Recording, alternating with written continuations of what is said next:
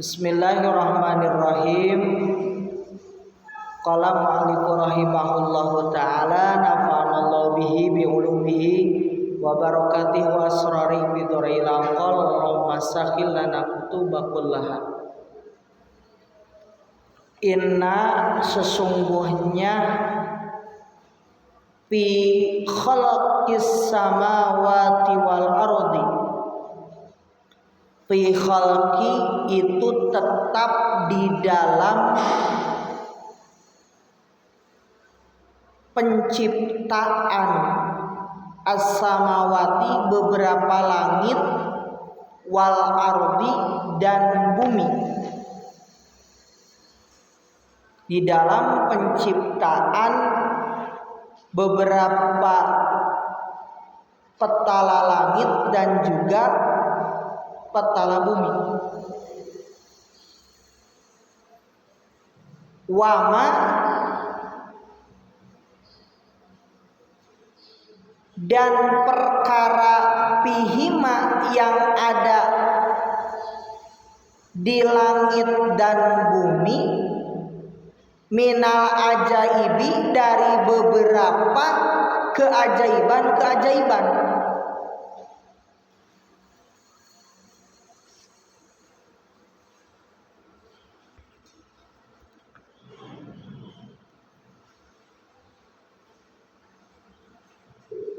Dari beberapa keajaiban-keajaiban.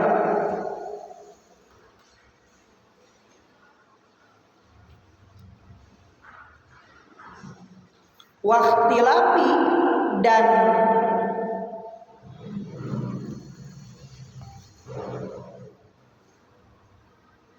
perbedaan silih bergantinya al-laili malam, wan nahari dan siang hari, bidzahabi dengan perginya, wal maji'i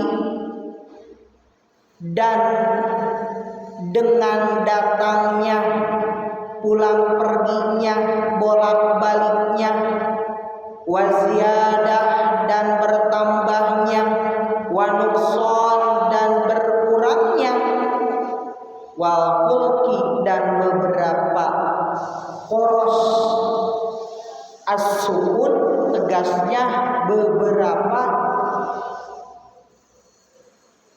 Fulki ini beberapa perahu, poros-poros perahu atau poros-poros kapal air,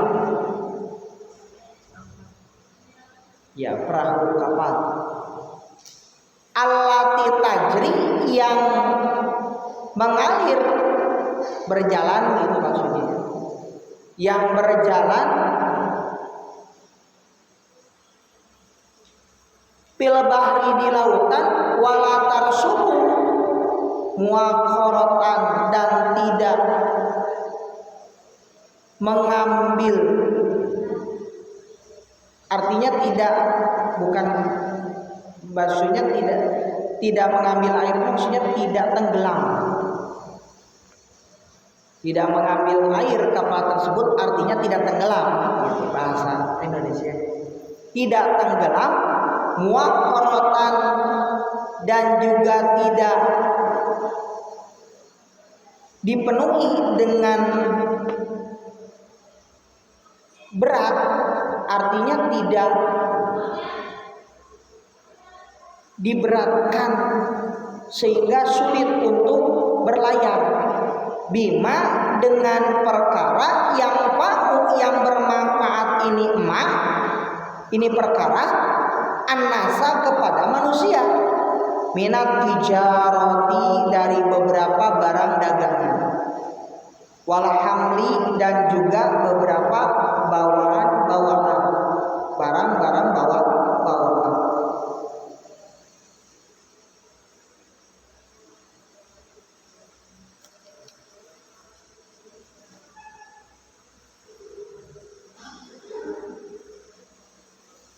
Sesungguhnya di dalam penciptaan langit dan bumi ini dan seluruh isinya Allah menciptakan siang, menciptakan malam, memperjalankan beberapa kendaraan di atas laut, di atas daratan, fil barri wal bahri, di daratan dan di lautan.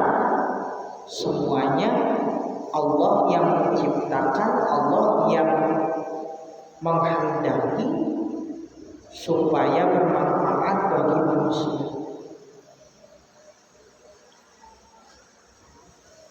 Sehingga perkara yang tadi disebutkan itu ini menjadikan manfaat bagi manusia dan tidak ada unsur penyusahan.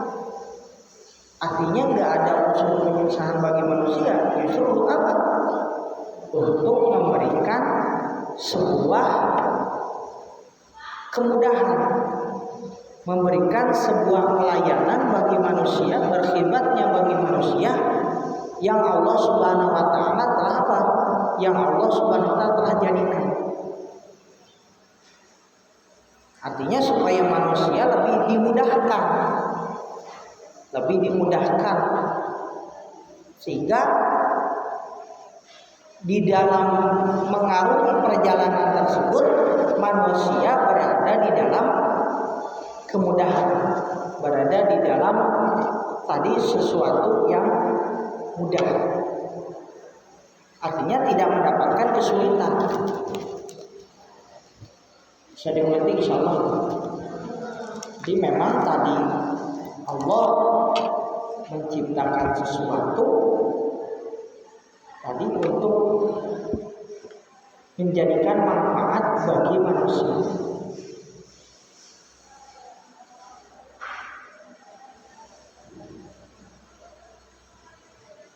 Wa ma anzalallahu wa ma, dan perkara anzala yang menurunkan siapa Allah minas samai daripada langit, min ma'in daripada air, mator min ma'in matorin, min ma'in air matorin, air hujan. Fa'ahya, kemudian menghidupkan siapa Allah bihi, dengan itu dengan itu perkara, al-ardo, kepada bumi, bin nabati, dengan beberapa an-nabat, tumbuh-tumbuhan, ba'da mautiha, setelah matinya daripada bumi, tanah tadi, yumsiha,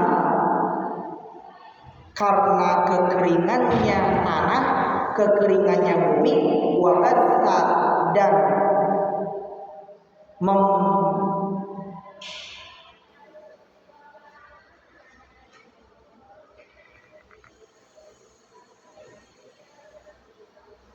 wabatha, dan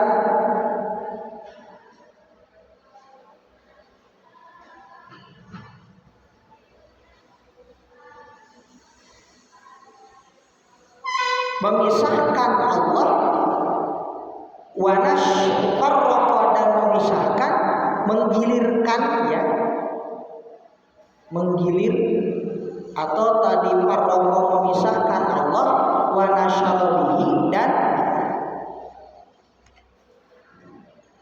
mengembangkan Allah, mengembangbiakan Allah bihi, dengan itu air. Artinya Allah Subhanahu wa taala menumbuhkan bibit-bibit tersebut, dan juga Allah Subhanahu mengembangbiakan bihi, dengan air tersebut, biha, di dalam bumi, mingkul lidabatin, dari berbagai hewan, dari berbagai macam hewan. Allah juga yang menjadikan, mengembangbiakan daripada hewan, li'annahum, karena sesungguhnya dari itu dabbah yang murna itu memperbanyak menumbuhkan Allah bila khasbi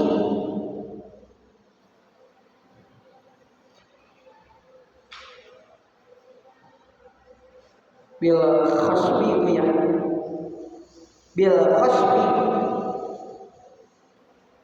dengan suburnya tanah al-kaid yang bukti dari ambu dari itu air wa tasrifir riyah dan membolak-balikannya angin ambu daripada air wa tasrifir riyah dan membolak-balikannya angin taklibah membolak-balikan angin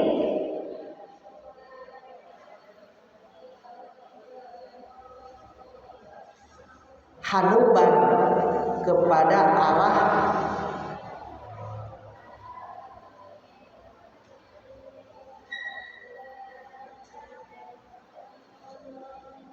januban itu ya januban ke arah selatan wasyamalan dan ke arah utara harratan panas wa baridatan dan keadaannya dingin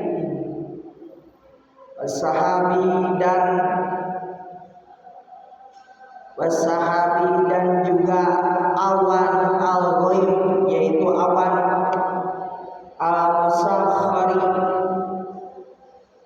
al-musakhkhari yang ditaklukkan yang diperjalankan al-mudallali yang ditaklukkan bi amrillah dengan izin Allah Subhanahu wa taala yasiru ila haitsu sya'allah yang berjalan maju itu sahab ila haitsu ke arah mana saja yang Allah Subhanahu wa taala kehendaki bainas samai wal ardi dan di antara al-ghaib bainas samai di antara langit wal ardi dan bumi bila ilaqatin dengan tidak ada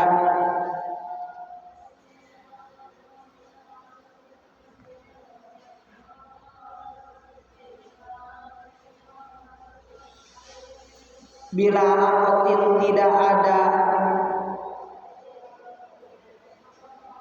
gantungan atau tidak ada tiang gitu kan la ayatin ini bukti beberapa tanda-tanda dalatin yang menunjukkan semuanya ala wahdaniyatihi ta'ala atas kemaha esaan Allah Subhanahu wa taala liqaumi yaqilun supaya kaum yang berakal semuanya supaya kaum berakal ya tadabbur dan mereka mentadabbur berpikir tentang keesaan Allah Subhanahu wa taala. Qaumi yatafakkarun ayat liyatadabbur supaya mereka bertadabbur bertafakur supaya berpikir bagi kaum yang berakal menjadi tanda ciri. Jadi Allah Subhanahu wa taala menciptakan segala langit dan bumi beserta isinya dan ciptaan Allah yang ada di bumi dan di langit ini untuk menunjukkan kekuasaan Allah betapa mahasesanya Allah, betapa Allah maha kuasa menciptakan langit dan bumi beserta isinya. Supaya apa? Supaya bertafakur.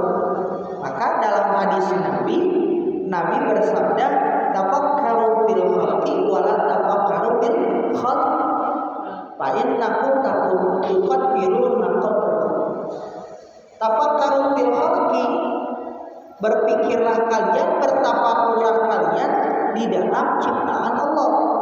Wala tafakkaru fil khaliq, janganlah sekali-kali kalian bertafakur di dalam zat Allah, di dalam zat yang maha pencipta, yaitu Allah. Jadi kalau pengen bertambah iman, bertafakur, bertadabbur akan ciptaan Allah,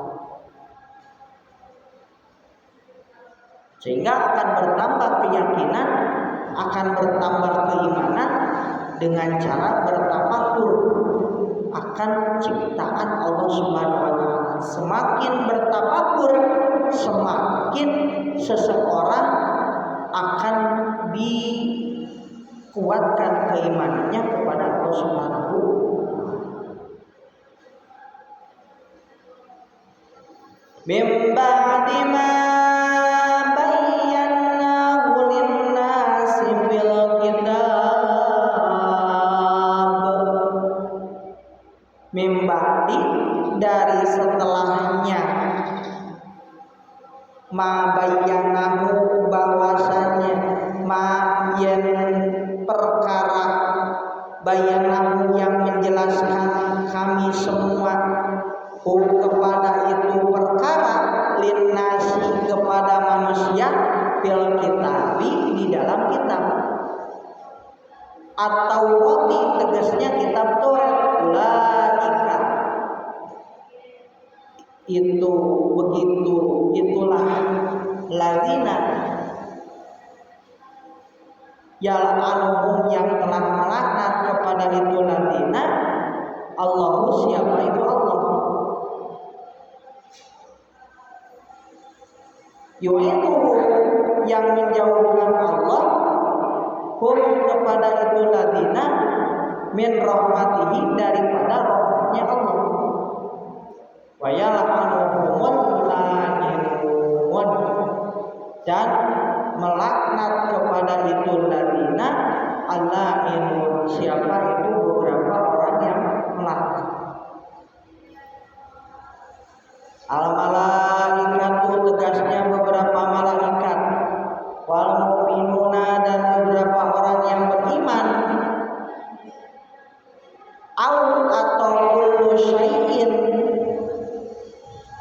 setiap sesuatu atau perkara, bidu'ai, dengan berdoa, mendoakan, alaihim, mudarat kepada itu ladina, bila mati dengan laknat, illal ladina, kecuali orang-orang yang tabu, mereka itu bertobat, itu ladina, rojahu, yang kembali, ini ladina, andalika, dari itu yaktumun, waslahu, dan membereskan itu ladina amalahu, kepada amalnya itu ladina, wabayyanu, dan menjelaskan itu ladina, maka tamumu, kepada perkara yang menyembunyikan semuanya, faulaika, maka adapun itu ladina, atubu alaihim, yang menerima taubat aku, alaihim, kepada itu ladina.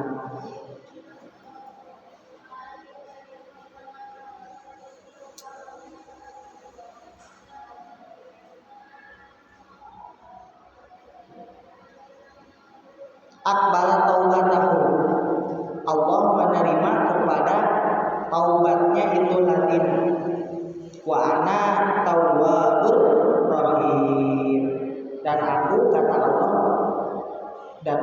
Allah, zat sebaik-baik yang maha pengasih dan juga penyayang, bil mukminin, bagi orang-orang yang beriman.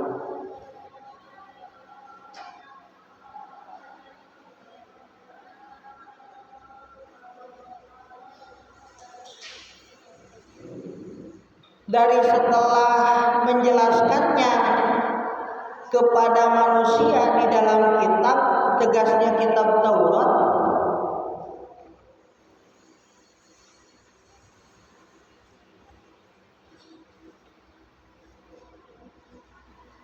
mereka itu termasuk orang-orang yang dilaknat oleh Allah. Jadi Allah melaknat mereka, yub'iduhum, dan menjauhkan Allah min rahmatih, daripada rahmatnya Allah. Jadi ya sudah, tadi Allah melaknat dan menjauhkan mereka dari rahmatnya Allah Subhanahu wa ta'ala. Illal ladzina tabu, kecuali kalau mereka ini bertobat. Jadi mereka Bani Israel ini termasuk orang-orang Yahudi, Bani Israel yang tidak beriman kepada Allah, malah mengingkari, justru Allah melaknat kepada mereka. Dan mereka termasuk orang-orang yang tadi sangat tidak disukai oleh Allah Subhanahu wa ta'ala, bahkan Allah melaknat. Ini bukan tidak disukai lagi, itu sudah dilaknat. Jadi yang disebut dengan laknat itu adalah ba'idun min rahmatillah, jauh daripada rahmat Allah.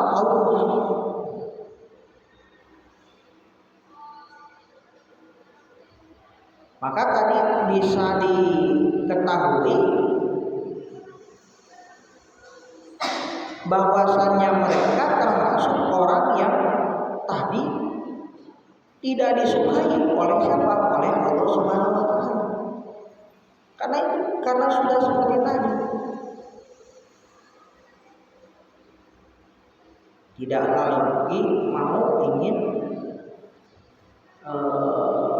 mendengarkan ucapan dari para nabi mereka. Maka ya sepantasnya mereka mendapatkan laknat dari siapa? Dari Allah Subhanahu wa ta'ala. Sehingga Allah tidak suka. Yang pertama, mereka ini kaum Yahudi dan Nasrani adalah kaum yang membangkang, bahkan tidak mau mengikuti ajaran nabi-nabi mereka. Sebetulnya bagaimana sih bisa dikatakan itu kalau di tafsir Qurtubi ya, di dalam kitab Jami'ul Al-Ahkam. Jadi para ahli bahasa mengatakan bahwa Nasrani itu dinamakan dengan Nasrani, Nasoro, itu ada 3 sebab. Yang pertama, mereka itu dikatakan Nasrani itu karena mereka ini asalnya ini dari kota Nasiro. Itu di tempatnya ada di Syam, yang merupakan tempat tinggal dan kediamannya Nabi Isa alaihi salam.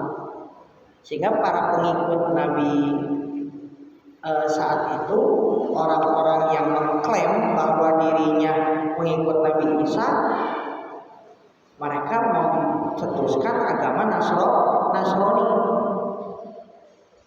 Sehingga mereka dinamakan Nasor itu sesuai asal kotanya. Dan juga mereka memang punya keistimewaan. Keistimewaannya apa Ustaz? Salah satu keistimewaan mereka itu suka saling tolong-menolong dan bekerja sama, sehingga dinamakan Tanasur gitu. Nasrani. Nah, ucapan mereka kepada Nabi Isa saat beliau mengajak mereka, beliau mengatakan, nahnu ansarullah, kami adalah penolong Allah. Artinya pembela agama Allah. Akhirnya langsung aja mereka katakan kaumnya kaum Nasrani.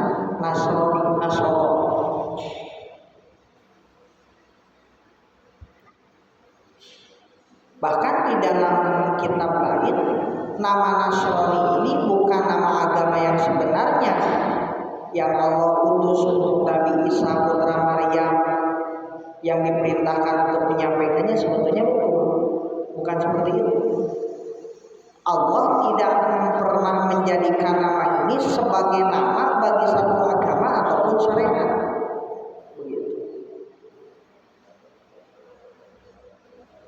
Artinya sudah jelas bahwa sebetulnya bukan sebuah syariat yang menjadikan pencetus agama seperti itu.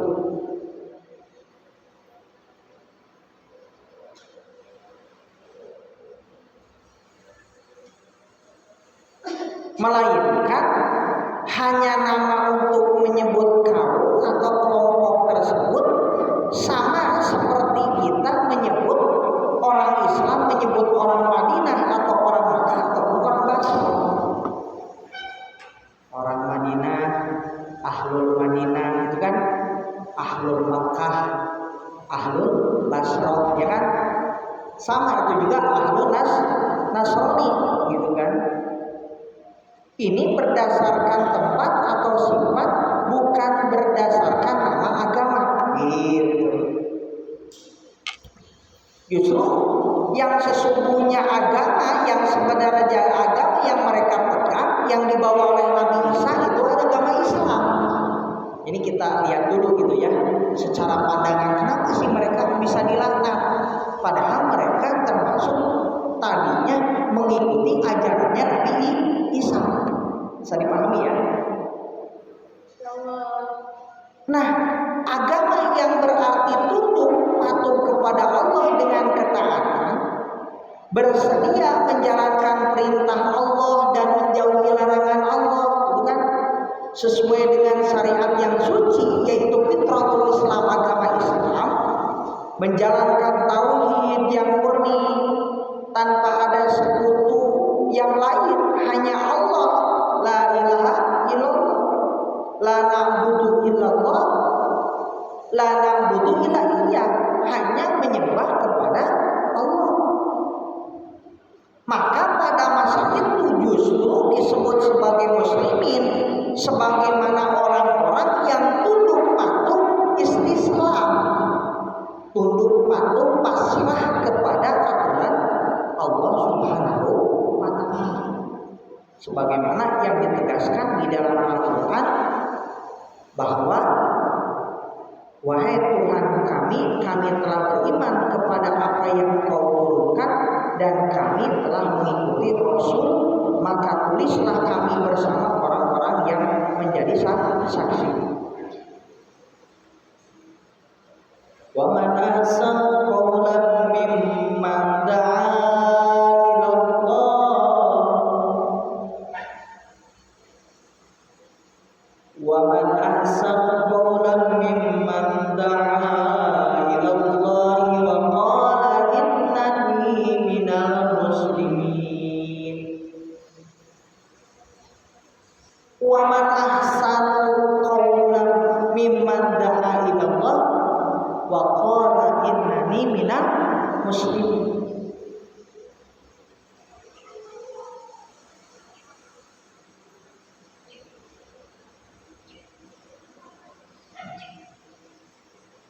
Wa man ahsanu qawlan mimman da'a ila Allah, terus wa amila sholihan wa qala innani minal muslimin. Betul tidak?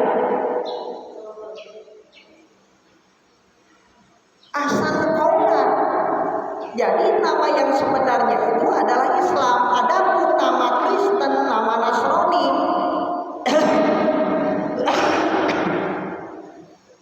itu muncul di kemudian hari yang sudah berubah. Artinya yang sudah dimodifikasi, dipalsukan. Dan aslinya mah justru bukan Nasrani tapi Islam. Wa qala innani minal muslimin. Sebetulnya yang muslim Islam. Ayo untuk insyaallah.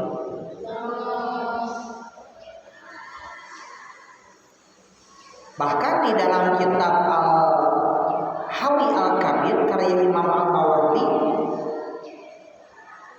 orang-orang Nasrani telah berubah total agama mereka dan diganti syariat mereka. Tidak tersisa dari agama Nabi Isa putra Maryam kecuali hanya namanya saja.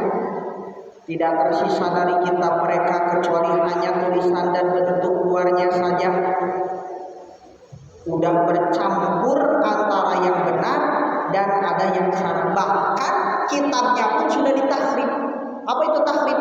Tahrif itu adanya pencampuran, adanya apa? Tahrif itu penyelewengan, sudah dirubah, digonta-ganti, sehingga keyakinannya pun sudah jadi berbeda. Jadi sebetulnya hukum sendiri yang tidak memiliki dasar sama sekali dalam syariat, apa yang ada di tangan mereka bukanlah agama yang sebenarnya yang Allah utus kepada Nabi Isa untuk menyampaikannya, dan bukanlah kitab yang diturunkan Allah kepadanya, melainkan adalah agama buatan mereka sendiri. Asalnya mah agama Islam, yaitu agama ajaran yang diturunkan kepada Nabi Isa.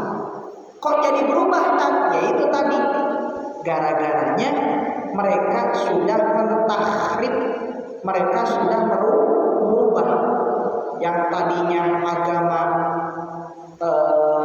Islam menjadi agama Nasrani. Alhamdulillah min. Jadi sebetulnya ini ya agama buatan mereka, karena gengsi ingin ada nabi dari kaum golongan mereka. Ketika itu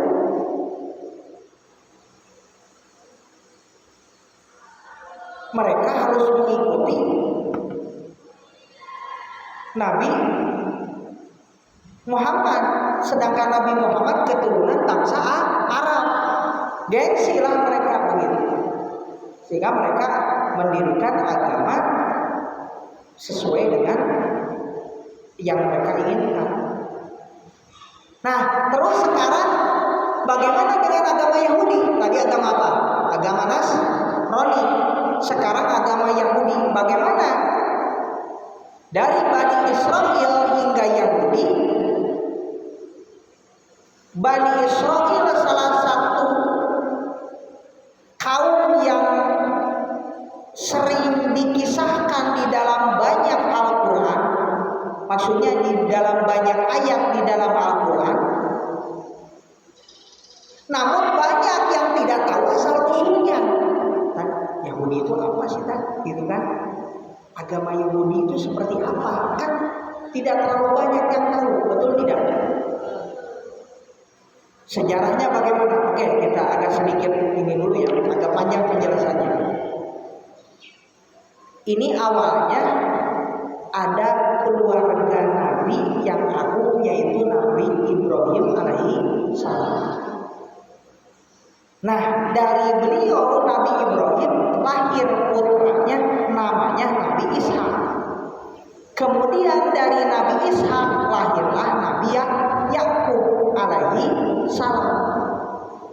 Nabi Yakub punya julukan Israel, sehingga keturunan dari Nabi Yakub adalah Bani Israel. Itu. Nabi Yakub punya 12 anak laki-laki yang kemudian menjadi 12 suku besar daripada Bani Israel.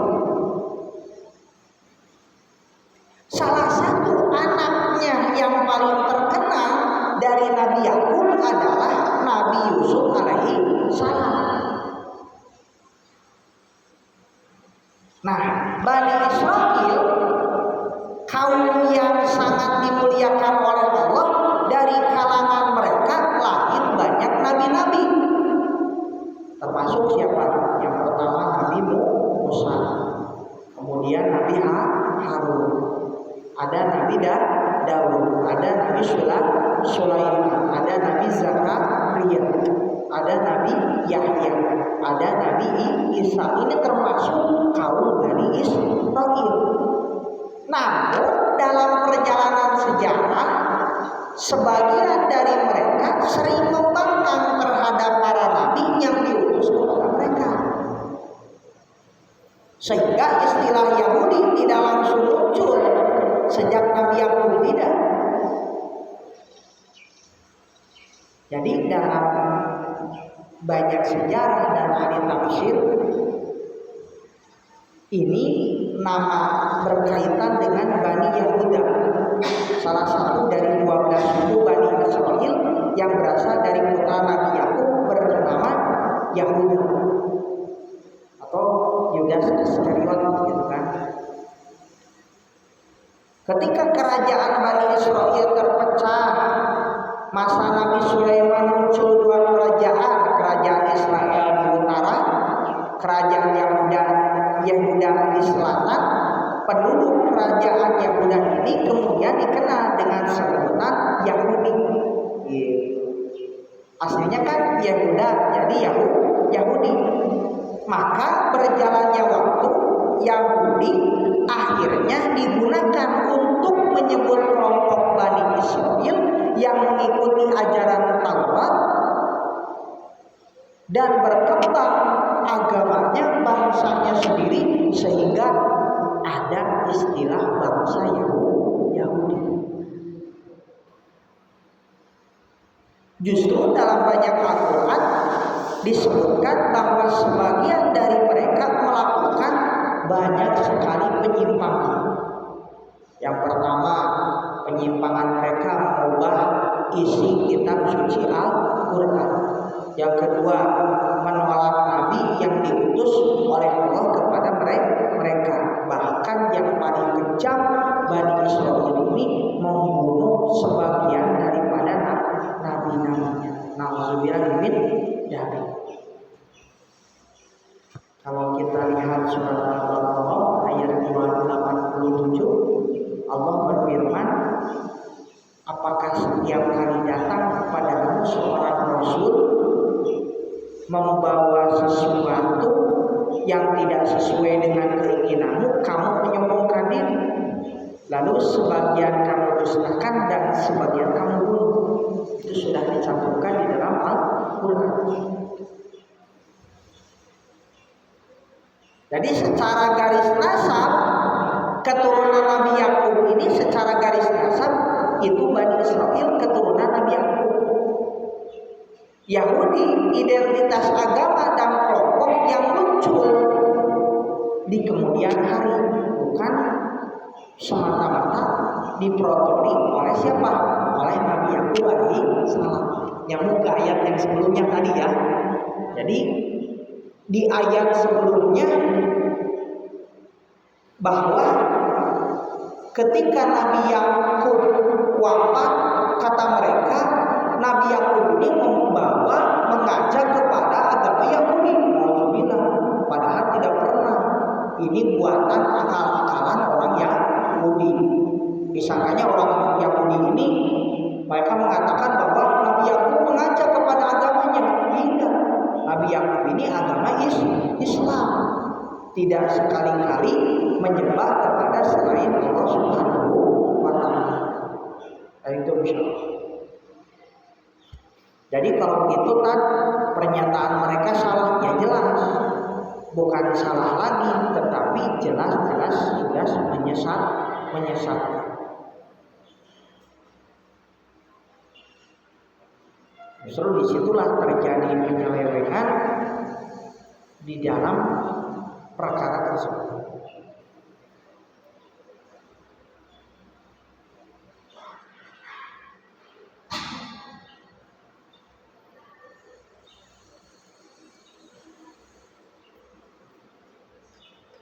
Paling itu insya Allah. Bisa dimengerti ya, sebuah apa namanya, sekelumit cerita ya, sekelumit cerita mengenai perjalanan tentang Bani Israel ataupun tadi tentang agama Yahudi dan Nasrani. Sebetulnya sih panjang sekali gitu ya. Cuman ya secara ringkasnya aja.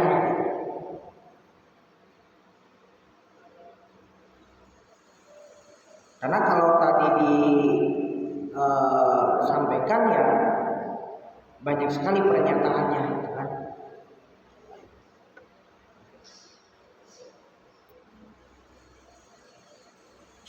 Dan banyak sekali tadi perkara yang dilarang itu juga banyak yang mereka langgar. Sehingga ada 5 perkara yang Allah perintahkan kepada Nabi Yahya bin Zakaria dan agar dikerjakan oleh kaum Bani Israel ya. Itu ada yang diperintahkan seperti menyembah Allah, memerintahkan sholat, ibadah gitu kan, memerintahkan puasa, memerintahkan bersedekah, untuk berzikir mengingat Allah, itu sudah ada. Bahkan hadis ini juga dah ada di dalam hadis Imam Tirmidzi. Coba bayangin, dicantumkan perintah ini juga ada sebetulnya. Cuman nggak tahu seperti apa mereka perbuat sehingga mereka banyak menolak perintah, bahkan membunuh daripada nabi-nabi dari kalangan Bani Israel.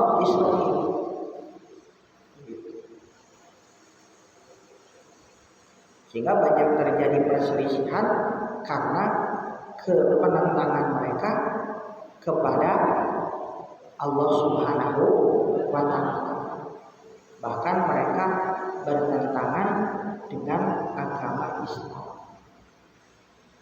Mudah-mudahan bisa ya, sekolomit sebetulnya banyak sekali ya kayak di sini tentang cerita ini. Cuman tadi ini hanya sekelumit saja di dalam penjelasannya. Semoga ya tadi